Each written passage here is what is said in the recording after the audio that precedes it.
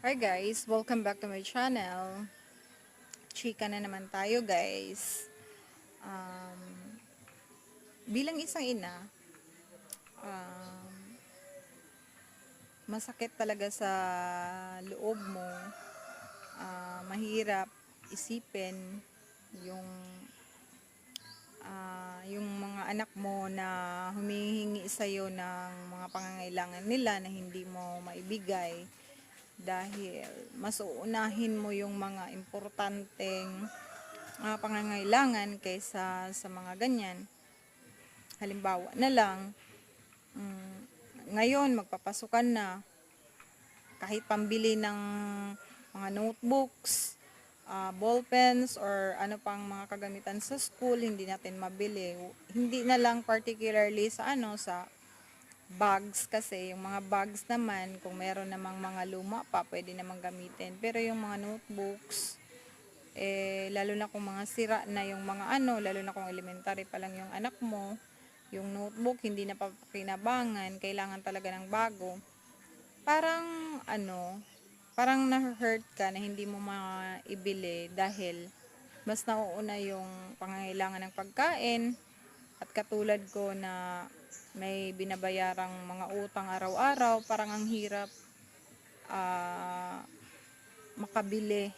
Kahit pa naman sabihin kumikita naman ako araw-araw, pero dahil nga marami akong utang, hindi ko yun nagagawa guys. Ang hirap talaga. Parang nakakaiyak na sasabihin ng anak mo, "Ma, ilang days na lang. Pasukan na sa Monday, na ngayon? Martes na. Halos isang linggo na lang, 6 days na lang. Ah, Pasukan na." Kaya sabi nila nga na, "Ma, wala pa akong notebook." Sabi ko, ano kayang gagawin ko? Hindi ko alam guys, kasi alam nyo ba, yung iniisip ko na lang makabayad ako ng mga utang ko araw-araw, dahil nagagalit na yung Mumbai kapag hindi ko binayaran. Lagi na lang nagagalit sa akin dahil hindi ako nakakapagbayad ng ng sakto. Minsan kulang yung binabayad ko.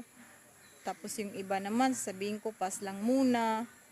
Hindi ko talaga alam guys kung anong gagawin, dahil ah, mas uunahin ko yung kung meron mang matira guys, na lang, kunti na lang, pambili na lang ng pagkain. Tapos mamroblema ka na naman sa gabi kung ano namang ipupuhunan kinabukasan. Parang ang hirap talaga ng buhay ngayon guys. Kaya kahit pambili ng notebooks, ang hirap hagilapin. Sabi ko, ano ba ang gagawin ko para kahit anong gawin ko talagang paghanap buhay guys, kulang talaga. Kulang talaga, kahit sabihin mo nang lumaban ka ng patas, parang kulang, dahil bibili ka pa ng mga pangangailangan na mas importante talaga. Kaya swerte yung iba dyan na meron talagang mga pambili. Kaya kayong mga bata, kung kung meron talaga kayong pambili ng mga gamit, swerte talaga kayo. Kaya mag-aral kayong mabuti para sa darating na mga panahon hindi kayo mahirapan katulad ng ibang mga tao na naghihirap dahil sa kawalan ng pambili ng mga kagamitan. Kaya kung meron man kayo niyan, maganda dahil meron kayo. Yung ibang mga bata, wala pa sila dahil yung mga magulang nila hirap sa buhay, mas unahin pa yung pagkain. Pero guys, alam nyo ba, ako ngayon siguro paunti-unti na lang siguro hanapan ko ng paraan para makabili ako para sa mga anak ko guys. Kaya lang ngayon parang na-hurt talaga ako. Kanina sinabi ng anak ko, "Ma, nagbrigada na ako, tapos na akong magbrigada. Bibili na ba tayo bukas ng gamit or sa susunod na araw dahil wala pa akong gamit?" Sabi ko, "Anak, sige lang, maghahanap pa tayo ng paraan." Kaya na-hurt ako guys, hindi ko yun pinapakita sa anak ko, pero na-hurt talaga ako dahil wala akong pambili halos ng mga kasi mas inuuna kong bumayad ng utang kaysa pagbili ng gamit.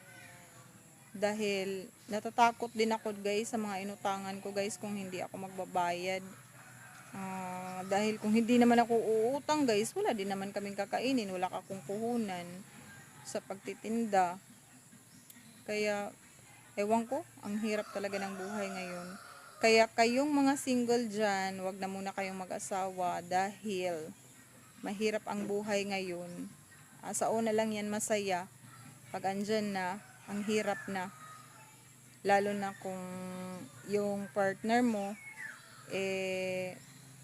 nagloloko, wala ka talagang mag-isa ka lang. Lalo na kung yung taong yun is iwanan ka lang sa ere. Tapos wala ka pang mahinga ng tulong, or kung meron man, nahihiya kang magsabi. Kaya, wala na tayong magagawa guys. Laban na lang tayo sa buhay. God bless. Bye-bye.